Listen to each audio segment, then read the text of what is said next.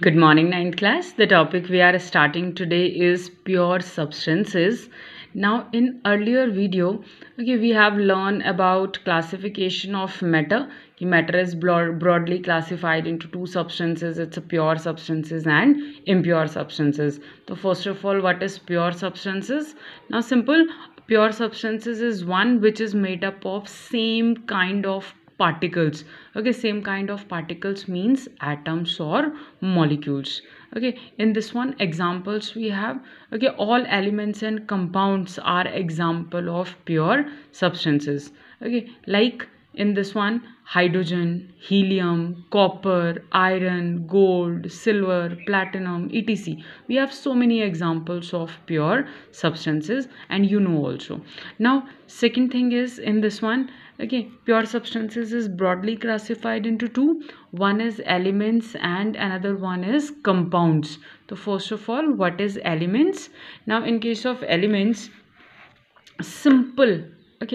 An element is a substance which cannot be split into two or more simpler substances by simple physical or chemical method, or we can say element cannot be split into simpler one by simple physical or chemical methods, like either it's a heat, light, electricity, etc.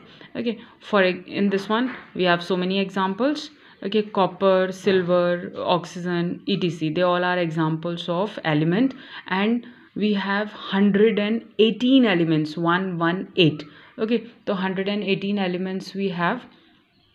Now, in this one, that atom is the smallest unit of an element. The smallest unit is atom, and that atom cannot be further subdivided into simpler one by simple physical or chemical methods. But important thing, in special circumstances, means in nuclear fission, atom is subdivided, or you can say it's split into three things or three parts, subatomic parts. Now just see, under special condition, now in this one, it's not blur. Now just see, now under a special condition, now atom is again subdivided into three fundamental particles, subatomic particles, you can say. One is electron, then proton, and another one is neutron. But this one is only possible when special circumstances are there, and that is under nuclear fission. Electron, now this one, that is for your knowledge. Electron, how to represent electron? It's a E negative, and electron is negatively charged. Proton is positively charged. And what about neutron? In case of neutron, there is no charge in neutron. So this one is a knowledge for you, that you have to learn.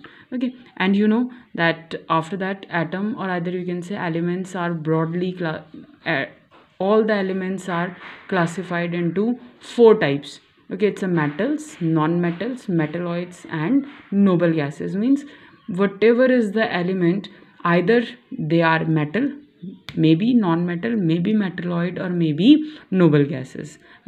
Thank you.